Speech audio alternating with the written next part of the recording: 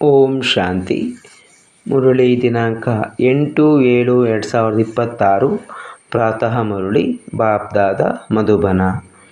ತಂದೆಯು ತಿಳಿಸುತ್ತಾರೆ, ಮಧುರ ಮಕ್ಕಳೇ, ಈ ಸಭೆಯಲ್ಲಿ ಬಾಹರ್ಮುಖಿಯಾಗಿ ಕುಳಿತುಕೊಳ್ಳಬಾರದು. ತಂದೆಯ ನೆನಪಿನಲ್ಲಿ ಇರಬೇಕಾಗಿದೆ. ಮಿತ್ರ ಸಂಬಂಧಿ ಅಥವಾ ಉದ್ಯೋಗ ವ್ಯವಹಾರಗಳನ್ನು ನೆನಪು ಮಾಡುವುದರಿಂದ ವಾಯುಮಂಡಲದಲ್ಲಿ ವಿಘ್ನವಾಗುತ್ತದೆ.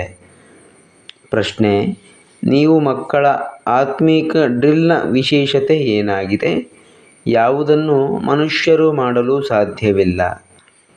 ಉತ್ತರ: ನಿಮ್ಮ ಆತ್ಮಿಕ ಡ್ರಿಲ್ ಬುದ್ಧಿಯದಾಗಿದೆ. ಅದರ ವಿಶೇಷತೆಯೇ ಆಗಿದೆ, ನೀವು ಪ್ರಿಯತಮೆಯರಾಗಿ ತಮ್ಮ ಪ್ರಿಯತಮನನ್ನು ನೆನಪು ಮಾಡುತ್ತೀರಿ. ಇದರ ಸೂಚನೆಯು ಗೀತೆಯಲ್ಲಿಯೂ ಬಂದಿದೆ. ಮನ್ಮನಾಭವ. ಆದರೆ ಮನುಷ್ಯರು ತಮ್ಮ ಪ್ರಿಯತಮ ಪರಮಾತ್ಮನನ್ನು ತಿಳಿದುಕೊಂಡೇ ಇಲ್ಲ.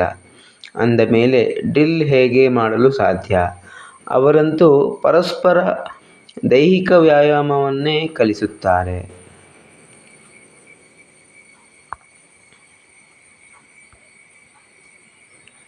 ಮಧುರಾತಿ ಮಧುರ ಅಗಲಿ ಹೋಗಿ ಮರಳಿ ಸಿಕ್ಕಿರುವ ಮಕ್ಕಳ ಪ್ರತಿ ಮಾತಾಪಿತಾ ಬಾಪ್ದಾದಾರವರ ನೆನಪು, ಪ್ರೀತಿ ಹಾಗೂ ಸುಪ್ರಭಾತ.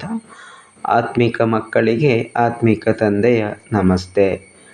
ನಾವು ಆತ್ಮಿಕ ಮಕ್ಕಳಿಂದ ಆತ್ಮಿಕ ತಂದೆ ತಾಯಿಗೆ ನೆನಪು, ಪ್ರೀತಿ, ಬೆಳಗಿನ ವಂದನೆಗಳು ಹಾಗೂ ನಮಸ್ಕಾರಗಳು. ಧಾರಣೆಗಾಗಿ ಮುಖ್ಯ ಸಾರ. ಮೊದಲನೇ ಪಾಯಿಂಟು: ಡ್ರಾಮಾದ ಜ್ಞಾನವನ್ನು ಬುದ್ಧಿಯಲ್ಲಿಟ್ಟುಕೊಂಡು ನಿಶ್ಚಿಂತರಾಗಬೇಕಾಗಿದೆ. ಯಾವುದೇ ಪ್ರಕಾರದ ಚಿಂತೆ ಮಾಡಬಾರದು. ಏಕೆಂದರೆ ನಿಮಗೆ ತಿಳಿದಿದೆ, ಮಾಡಲ್ಪಟ್ಟಿರುವುದೇ ನಡೆಯುತ್ತಿದೆ. ನಿರ್ಮೋಹಿಗಳಾಗಬೇಕಾಗಿದೆ. ಎರಡನೇದು: ತಂದೆಯ ಮೂಲಕ ಬೃಹಸ್ಪತಿಯ ದಶೆ ಕುಳಿತಿದೆ ಅಂದ ಮೇಲೆ ಮತ್ತೆ ರಾಹುವಿನ ಗ್ರಹಣ ಹಿಡಿಯದಂತೆ ಸಂಭಾಲನೆ ಮಾಡಿಕೊಳ್ಳಬೇಕಾಗಿದೆ. ಯಾವುದೇ ಗ್ರಹಚಾರವಿದ್ದರೆ ಅದನ್ನು ಜ್ಞಾನದಾನದಿಂದ ಸಮಾಪ್ತಿ ಮಾಡಿಕೊಳ್ಳಬೇಕಾಗಿದೆ.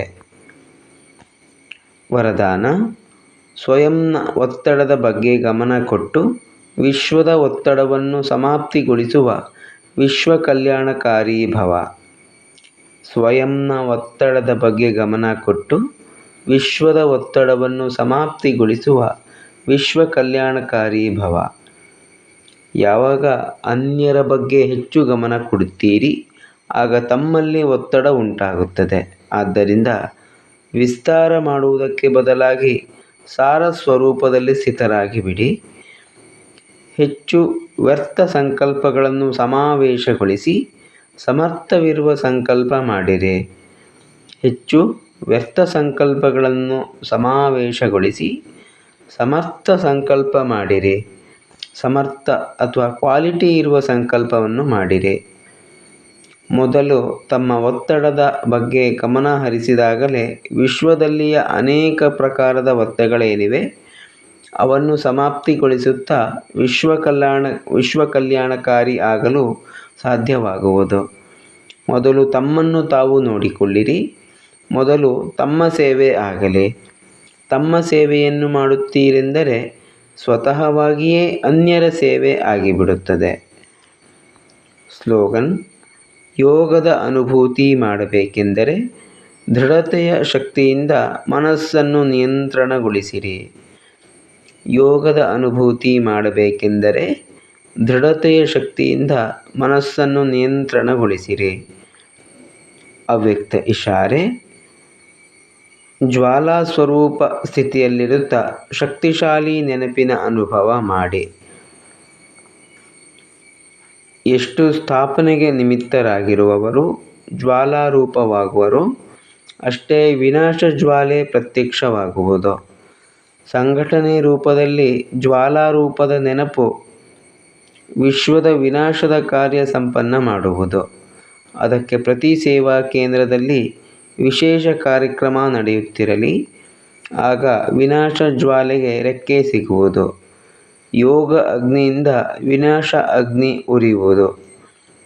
ಯೋಗ ಅಗ್ನಿಯಿಂದ ವಿನಾಶ ಅಗ್ನಿ ಉರಿಯುವುದು.